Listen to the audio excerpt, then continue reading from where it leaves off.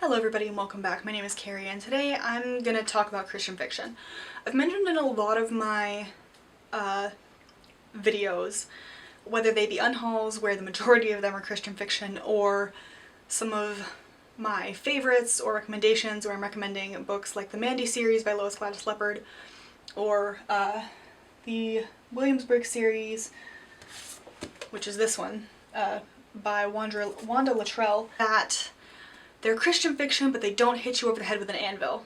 Kind of Christian fiction.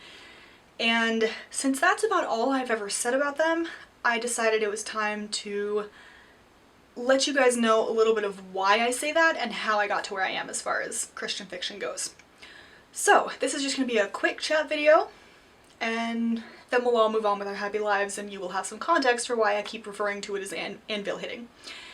I grew up in a conservative Christian household. We attended a Baptist church, although we weren't Baptist. Alcohol was perfectly fine in our house. And my parents never monitored what I read, which is how I ended up reading romance at the age of 12. With the exception of Harry Potter, my mother insisted that I couldn't read Harry Potter until I was 16, which is apparently old enough to tell the difference between real and fake, so go figure. But anyway, one of my other friends was raised in an even more conservative religious household, and she and I are the biggest readers. Katie, you've met her. Her mother actually did monitor what she watched, watched and read. She couldn't watch Pocahontas, or Mulan because of the spirits thing and the whole talking willow tree. Anyway, so I read a lot more secular stuff. Boxcar Children, Dealing with Dragons, stuff like that. I also read the Mandy series, and it is to this day one of my favorites. Katie read a lot more Christian fiction. For a while, the two of us binged on, oh my gosh, I can't remember her name right now. Kari-ng Kingsbury. Whew, that's really bad. I couldn't remember her name. For a while we binged on Kari-ng Kingsbury, who, for people who were raised in a very conservative Christian environment, she was great. She reiterated a lot of our same beliefs. There is a God, Jesus came back to life, that kind of stuff. Once we hit high school and both of us were reading more diverse things, we quickly realized that Kari-ng Kingsbury was cookie cutter. She had one specific family, maybe two. One of her books did make me cry, and it had nothing to do with either of those families.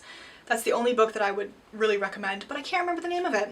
Anyway, her cookie cutter formula was / is, because I think she's still writing, one of the people in the family falls in love, some tragedy happens, namely somebody gets sick or the house burns down or something, and they find God and everything's well again. That's great for about 3 books, and we read probably 12 to 15 in about 2 years. Maybe a year. We read them really quickly. We binged them. And that was part of why we realized they were cookie cutter, and we both got very sick of them. We also read Jeanette Oke at the same time, specifically Gown of Spanish Lace, which is really fun. It's where I came across the trope of, oh my god, you're my sister? Oh wait, you're not. It's good. Done better than Cassandra Clare's. Which, strictly speaking, isn't true. If that had been the only forbidden love in Cassandra Clare's books, I would have been fine. But since she does it in all of her books, I'm sick of it. Anyway, moving back to Christian fiction and Kari-ng Kingsbury. So she's cookie cutter, and we realized there are so many better books out there, and so we stopped. At the time I was still very much conservative Christian teenager. I hadn't hit my rebellious phase yet, with the exception of hiding romance books from my parents. And I read more widely, but I still included Christian fiction. As high school came to a close and I went to college and started traveling a lot more, I started changing my beliefs, and now my beliefs are vastly different. Because of how much my beliefs have changed and were changing at the time, Christian fiction became something that I might read if it didn't hit me over the head with an anvil about convert or you'll go to hell, because I'm not big on that. I don't like it, it's uncomfortable, and it's wrong. So as time went on, I read less and less Christian fiction because most of it had God so central in it that the plot was bland and virtually non-existent, and I hated it. There are so many better books to read than cookie cutter praise God books. And I know that there are people out there who enjoy them, and I know that these authors put in a lot of work, and I'm not bashing the work. I'm not even mostly bashing the books themselves, unless they are cookie cutter or hit you over the head anvil, because I just can't stand them anymore. And that's why a lot of the books that I get rid of these days are Christian fiction books that I bought before I went to law school, because I worked at Mardell, which is a Christian bookstore, mostly, slash education store, and I got a discount and I got cheap books, because they were already cheap, and then I got, what was it, 20% discount, 10% discount? I got a discount. It's definitely 20. And so between all of that, I bought them thinking, you know, maybe they won't be so bad. And then I think I read one, maybe two, and a couple of them weren't bad. But I never could get back into Christian fiction because the writing is also overly simplistic just in general. It feels like they're writing for 13-year-olds and they're marketed as adult books.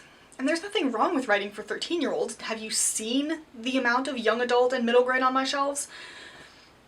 But I think that you should target it towards the writing level that you're at. And they don't. So when I say hit you over the head with an anvil Christian fiction, I mean the Christian fiction that has God so central that it's just a bad book. There are several Christian fiction books that are not that way. The Mandy books, the Williamsburg books that I showed you at the beginning of this. It's just, I don't like force, I don't like being hit over the head with an anvil, I can read between the lines, I'm not an idiot. Most people aren't. And it just really, still to this day, bothers me. And so that's what I mean. I will read Christian fiction, I still enjoy some of it, I just don't want the religious aspect of it to be in my face, because that is unnecessary and uncomfortable for everybody involved. Anyway, I hope you found this interesting. It's not the video I expected to be filming today, but having filmed the unhaul as well, it felt like some context was needed. So that's all I have, and I will see you in my next video, which will be much more book related. Bye.